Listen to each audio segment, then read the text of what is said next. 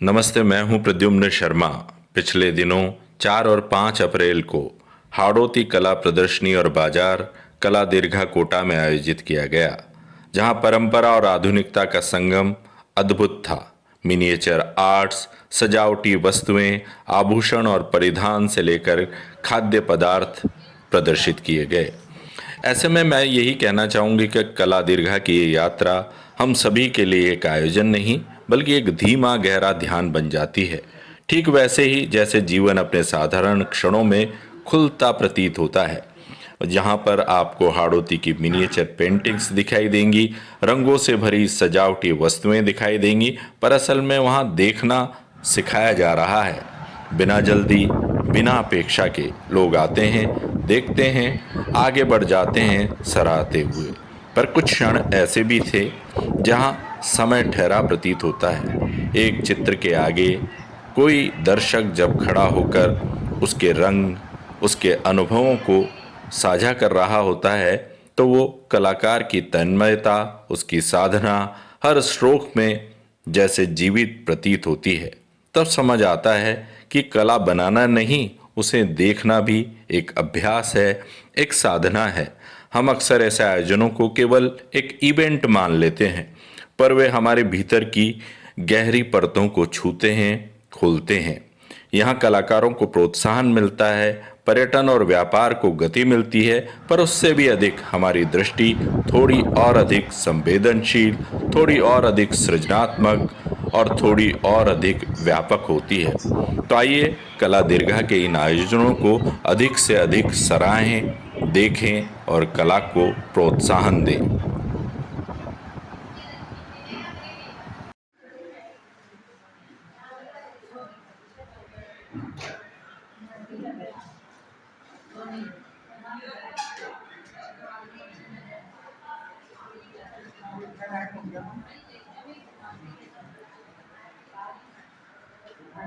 हम इस समय कला दीर्घा में हैं, जहां चित्रकला प्रदर्शनी, हस्तशिल्प प्रदर्शनी का आयोजन किया जा रहा है। तो एक बहुत ही खूबसूरत चित्रकार यहाँ हमारे साथ हैं, कलाकार हमारे साथ हैं। आइए उनसे उनकी जो चित्रकला है उसके बारे में जानते हैं। उनका नाम है अवनी गुप्ता जी। तो अवनी गुप्ता जी, नमस्ते। बताएं आपकी चित्रकला शैली के बारे में, या अपने विद्यार्थी हैं, या इस जो चित्रकला से आप किस प्रकार जुड़ी हुई? मेरा कॉलेज वॉलेज सब कंप्लीट हो चुका है। अब मैं प्रॉपर इसी में काम करती हूँ। मैं 4-5 साल से पेंट ही कर रही हूँ और अपनी स्टेट के ऊपर पेंट करती वेरी हूँ। गुड। मोस्टली सारी पेंटिंग्स अपने थीम स्टेट की है। अच्छा, जैसे ये बताएं हमें जयपुर आप क्या का क्या थीम है। ये पहला चित्र है, जैसे ये किस विषय पर है? अपनी स्टेट के ऊपर, मतलब ऐसे स्पेसिफिक प्लेस नहीं है, कॉम्बिनेशन है अच्छा, प्लेसेस। अपना मतलब स्टेट मतलब राजस्थान। हाँ तो उसी, ये जो राजस्थान की संस्कृति है, स्थापत्य कला है, हाँ। उसी और ये पर। जो डिटेल्स है मोस्टली अपने जैन टेम्पल्स और टेम्पल्स में रहती हैं इसी जी, ये टाइप वाली से जो इंस्पायर। शैली है, हाँ हाँ, दिलवाड़ा का जैन हाँ मंदिर हो। एग्जैक्टली जी उससे जी। इंस्पायर है। अच्छा, और अगली जो चित्रकला है ये वो? जैसलमेर से इंस्पायर्ड है। अच्छा, ये जैसलमेर से इंस्पायर्ड है। अगली जो चित्रकला वो है? भी वैसी उसी से इंस्पायर्ड है, मोस्टली सारी। ये कोणार्क सन हाँ टेम्पल है ना? और ये तो हिंदीज और ये सब। अच्छा अच्छा। तो अवनी गुप्ता जी, हम आपसे जानना चाहेंगे कि ये जो चित्रकला है, इस बारे में आपकी रुचि कैसे जागृत हुई? बचपन से, हाँ या स्कूल से, या कॉलेज से? छोटी थी जब थोड़ा बहुत शौक था स्केचिंग का, फिर उसके बाद टाइम ही नहीं होता था, फिर अभी 6-7 सालों से स्टार्ट हुआ। अच्छा, तो इसमें आपकी प्रेरणा आप किसे मानते हैं? कि ऐसे बहुत माता पिता, सारे नहीं, या अपने आप कोई? ही आई है। अपने आप ही आई अपने है? आप आया है। कोई ऐसा व्यक्तित्व जिनकी वजह से आपने ये, जिससे प्रेरित हुए हों या जिससे कुछ सीखे हों? बहुत सारे हैं, मतलब अभी बताएं, जस्ट नाम बताएं। रवि वर्मा की अभी जस्ट पेंटिंग जिनकी तो पेंटिंग उनका अभी इंस्पायर। यशोदा वाली है, हाँ हाँ। उनसे तो हर कोई बहुत ज्यादा वो तो इंस्पायर्ड है, तो जी। वो ही थे और भी बहुत सारे नाम बताएं फेमस कुछ। आर्टिस्ट। बहुत सारे हैं ना, तो अच्छा, कैसे बताऊं? चलिए, ये तो आपने बताया बहुत सारे हैं जिनसे आप प्रभावित हैं, जिन्हें आइडल मानती हैं। कोटा बूंदी चित्र शैली भी बहुत प्रसिद्ध है। हाँ। इस बारे में आप क्या कहना चाहेंगी?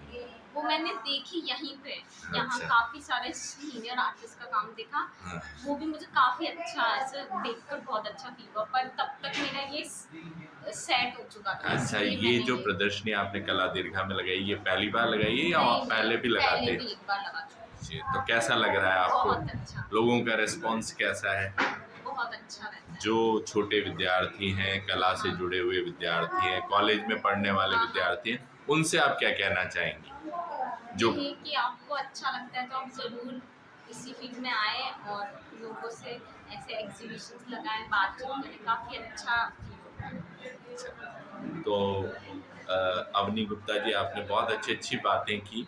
आप थोड़ा कम बोलने वाली हैं, लेकिन आपकी जो चित्रकला शैली है वो बहुत बोलती है, वो बहुत मुखर है, और आपको भविष्य के लिए बहुत बहुत शुभकामनाएं। नमस्ते।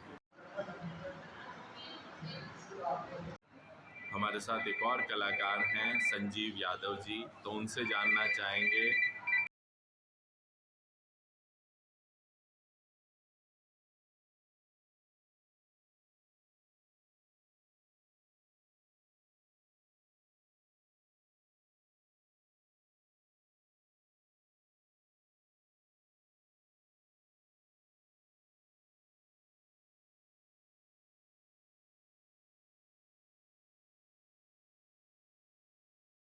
शंभू सिंह जी, ये बताएं कि कोटा और बूंदी चित्र शैली है, इनकी क्या क्या विशेषताएं?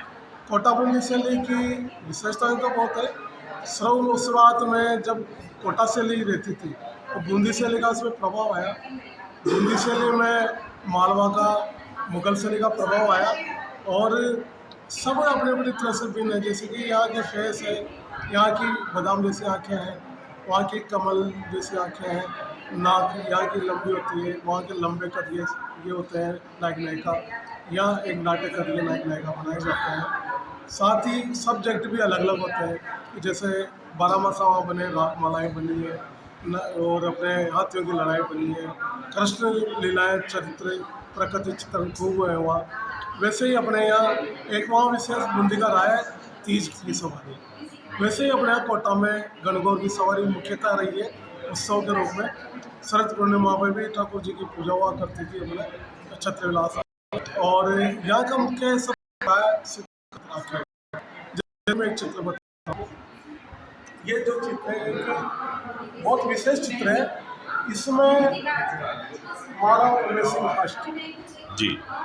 और इनके पुत्र किशोर सिंह जी, इनके पुत्र राम सिंह जी, यानी तीनों पीढ़ियाँ, ये दादा है, ये इनके पुत्र है, ये पौत्र है, तीनों पीढ़ी मिलकर शिकार कर रहे हैं शेर।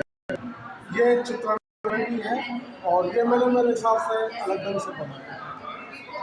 तो बहुत ही खूबसूरत चित्र है। ये अगला चित्र है, शिकार करने के साथ एक राम दरबार का है जिसमें प्रभु श्री राम का रास्ते लग रहा है जी। ये मैंने अब अलग अलग ढंग से इसमें बनाया। एक आपने ये मेवाड़ से जिसमें महाराणा प्रताप एकलिंग जी की पूजा करते हैं। अब आप देख लीजिए, ये मेवाड़ है, जी। बूंदी है, ये कोटा है, ये भी कोटा है। तो इनमें रंगों का, बूंदी में हरे रंगों का ज़्यादा प्रयोग या पीले रंग का ज़्यादा प्रयोग है। भी कुछ सीखने का प्रयास किया। किसी बच्चे में, छोटे कलाकार बच्चे में भी अगर कुछ लग रहा है तो उससे भी मैंने सीखा है। तो शंभू सिंह जी, आपने बहुत अच्छी बातें हमारे श्रोताओं को, हमारे कलाकारों को बताई।